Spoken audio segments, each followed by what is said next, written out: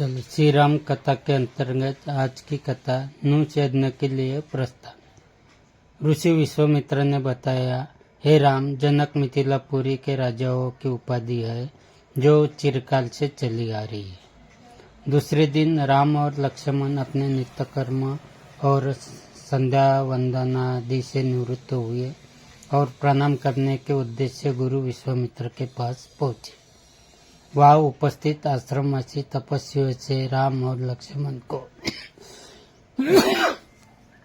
ज्ञात हुआ कि मिथिला में राजा जनक ने धनुष यज्ञ का आयोजन किया है। उस धनुष यज्ञ में देश देशांतर के राजा लोग भाग लेने के लिए आ रहे हैं। रामचंद्र ने गुरु विश्वामित्र से पूछा, गुरुदेव, इस धनुष की क्या विशेषता है और इस यज्ञ का आयोजन का उद्देश्य क्या है?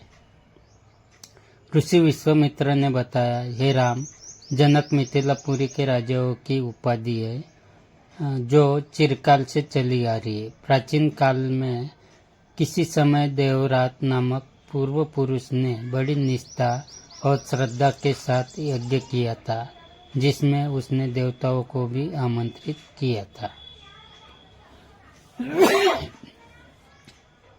देवताओं ने देवरात के इस यज्ञ से प्रसन्न होकर उसे पिनाक नाम का धनुष प्रदान किया था और यह धनुष अत्यंत सुंदर, भव्य और गरिमामय है और साथ ही साथ यह बहुत भारी और शक्तिशाली भी है।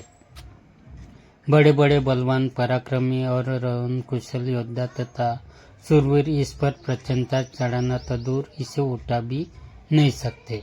अपनी एकमात्र रूपवती एवं लावण्यमयी कन्या सीता के स्वयंवर के लिए मिथिला नरेश ने प्रतिज्ञा की है कि जो भी पराक्रमी वीर, राजकुमार या राजा इस धनुष पर प्रत्यंचा चढ़ा देगा, उसके साथ वे अपनी कन्या का विवाह कर देंगे। अनेक देशों के राजा एवं राजकुमार भारी संख्या में इस यज्ञ में भाग लेने के लिए मिथिलापुरी पहुंच रहे हैं। वह हम लोगों को भी इच्छा इस यज्ञ को देखने की है, अतः तुम भी हमारे साथ मिथिलापुरी चलो।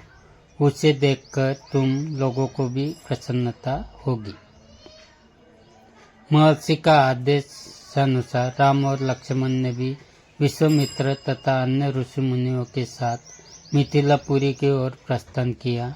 मार्ग में अनेक प्रकार के दृश्यों का अवलोकन करते हुए वे आध्यात्मिक चर्चा भी करते जाते थे। इस प्रकार वे सोन नदी के तट पर पहुंचे। विश्वामित्र सहित सभी ऋषि मुनियों एवं राजकुमारों ने सरिता के शीतल जल में स्नान किया।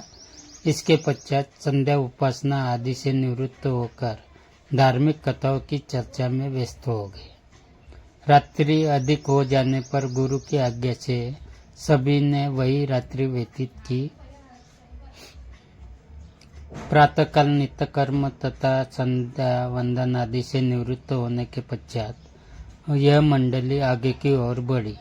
वे परम पावन गंगा नदी के तट पर पहुंचे। उस समय मध्याह्न होने के कारण भगवान भास्कर आकाश के मध्य में पहुंच चुके थे और गंगा का दृश्य अत्यंत ही मनोरम दिखाई दे रहा था। अटखेलियां करती हुई लहरों में सूर्य के अनेकों प्रतिबिंब दिखाई दे रहे थे। जल में कौतुकमयी मछलियां क्रीड़ा कर रही थी और नभ में सारस, हंस जैसे पक्षी अपनी मीठी बोली में बोल रहे थे। दूर दूर तक सुनहरे रेत के कण बिखरे पड़े थे और तटवर्ती वृक्षों की अनुपम शोभा दृष्टिगत हो रही थी। राम इस दृश्य को अपलक दृष्टि से देख रहे थे। उन्हें देखकर विश्वामित्र ने पूछा, वत्स, इतना भाव विभोर होकर तुम क्या देख रहे हो? राम ने कहा, गुरुदेव, मैं सूरसरी की इस अद्भुत छटा को देख रहा हूँ। इस परम पावन सलीला के दर्शन मात्र से मेरे हृदय को अपूर्व शांति मिल रही है। भगवान, मैं आपके श्रीमुख से यह सुनना चाहता हूँ कि इस कुलुषहरिणी पवित्र गंगा की उत्पत्ति कैसे हुई? राम का प्रश्न सुनकर ऋषि विश्वामित्र बोले, हे राम, अनेक प्रकार के कष्टों और तापों का निवारण करने वाली गंगा की कथा अत्यंत मनोरंजक तथा रोचक है। मैं तुम सभी को यह कथा सुनाता हूँ। ऋषि विश्वामित्र ने इस प्रकार कथा सुनाना आरंभ किया। पर्वतराज हिमालय की अत्यंत रूपवती, लावण्यमयी और सर्वगुण संपन्न 2 कन्याएं थी। इन कन्याओं की माता सुमेरु पर्वत की पुत्री मैना थी। बड़ी कन्या का नाम गंगा तथा छोटी कन्या का नाम उमा था। गंगा अत्यंत प्रभावशाली और असाधारण देवी गुणों से संपन्न थी। वह किसी बंधन को स्वीकार न कर मनमाने मार्गों का अनुसरण करती थी। उसकी इस असाधारण प्रतिभा से प्रभावित होकर देवता लोग विश्व के कल्याण की दृष्टि से उसे हिमालय से मांगकर ले गए। पर्वतराज की दूसरी कन्या उमा बड़ी तपस्विनी थी। उसने कठोर एवं असाधारण तपस्या करके शिवजी को वर के रूप में प्राप्त किया था। विश्वामित्र के इतना कहने पर राम ने कहा, हे भगवान, जब गंगा को देवता लोग सूर्यलोक से ले गए तो वह पृथ्वी पर कैसे अवतरित हुई और गंगा को त्रिपगा क्यों कहते हैं? राम के इस प्रश्न का उत्तर देते हुए ऋषि विश्वामित्र ने कहा, सूर्यलोक में विचरण करती हुई गंगा से उमा की भेंट हुई।